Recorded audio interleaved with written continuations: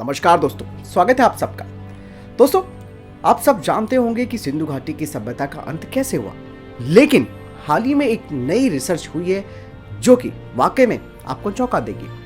अभी तक सिंधु घाटी सभ्यता के बारे में यही कहा जाता था कि इस सभ्यता का अंत आक्रमण, जलवायु परिवर्तन और पारिस्थितिक असंतुलन, इसके अलावा बाढ़ और भूतात्विक जो परिवर्तन होते हैं उसकी वजह से हुआ। और कुछ तर्क ये भी दिए गए कि भुखमरी या आर्थिक कारण ये भी इसके एक जिम्मेदार मुद्दे थे जिसकी वजह से इस सभ्यता का अंत हुआ। यानी कि कोई भी एक ऐसा कारण अभी तक नहीं किसी ने जज किया या किसी ने उसको नहीं बताया जो कि इस सभ्यता के अंत को लेकर माना जा सकता है।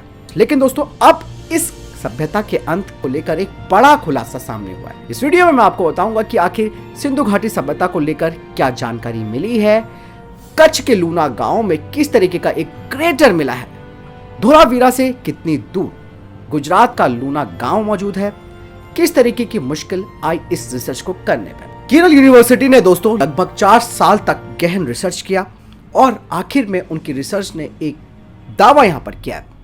दरअसल गुजरात के कच्छ के लूना गांव में पिघली हुई चट्टानें मिली हैं जो कि उल्का पिंड का हिस्सा है।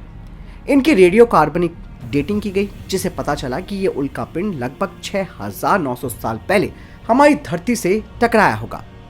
लगभग ये वही समय है जब इस क्षेत्र में सिंधु घाटी जो सभ्यता थी वो फल फूल रही थी। अब इसे देखते हुए यहाँ पर एक सवाल बनता है कि क्या उल्का पिंड का सिंधु घाटी पर कोई प्रभाव पड़ा था।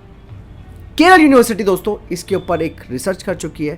केरल यूनिवर्सिटी के प्रोफेसर्स और रिसर्चर ने बताया कि लूना गांव में उल्का पिंड टकराया, लेकिन यहां से जो सिंधु घाटी है उसका जो प्रसिद्ध उत्खनन स्थल धोलावीरा लगभग 200 किलोमीटर दूर है।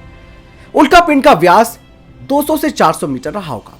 मौके पर दोस्तों 2 किलोमीटर का क्रेटर भी मिला है।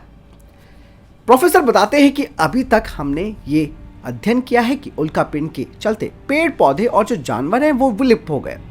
इंसानों पर इसके असर को लेकर कोई बात नहीं हुई, लेकिन दोस्तों ये स्टडी ऐसी है जिसमें यह देखा जा सकता है कि शायद किसी उल्का पिंड की वजह से एक मानव सभ्यता विलुप्त हुई हो। प्लैनेटरी एंड स्पेस साइंस में भी प्रकाशित हालिया अध्ययन में लूना में लगभग 200 मीटर व्यास वाले लोहे के उल्का पिंड के जो इफेक्ट्स हैं उससे बने 1.88 किलोमीटर व्यास वाले गड्ढे के अस्तित्व की भी दोस्तों पुष्टि हुई है। लूना के जो नमूने हैं वो उच्च तापमान वाले खनिज जैसे कि वुसाटाइट, क्रिस्टिसिनाइट, उल्वोस्पिनल और हार्सिनाइट शामिल है। भारत में दोस्तों लूना वो चौथी जगह है जहां उल्का पिंड के असर से क्रेटर बनने की पुष्टि हुई है। उम्र के हिसाब से ये सबसे नया और भूगर्भिक दृष्टि से पहचाना जाने वाला एक नया गड्ढा बन गया। भारत में अन्य उल्का पिंड क्रेटर मध्य प्रदेश के ढाला, राजस्थान के रामगढ़ और महाराष्ट्र के लोनार में है। दोस्तों उल्का पिंड से कोई भी गड्ढा जब बनता है तो वो उल्का पिंड के आकार से 10 से 20 गुना ज्यादा बड़ा होता है। केरल यूनिवर्सिटी ने 1 मीटर की जो खाई खोदी और लगभग 10 सेंटीमीटर पर नमूने हासिल किए।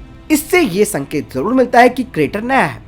प्रोफेसर बताते हैं कि दोस्तों इस क्षेत्र में नमूने हासिल करने के लिए टीम ने 4 बार यहाँ का दौरा किया। ये इलाका थोड़ा दलदली है, इस वजह से सैंपल लेने में बहुत कठिनाई आई और जुलाई 2022 में टीम को सफलता मिल गई। यही नहीं, केरल यूनिवर्सिटी के जो रिसर्चर और प्रोफेसर हैं उन्होंने इसकी कठिनाई के बारे में यह भी कहा कि धरती पर हर गोल गड्ढे का मतलब ये नहीं है कि वो उल्का पिंड से बना होगा।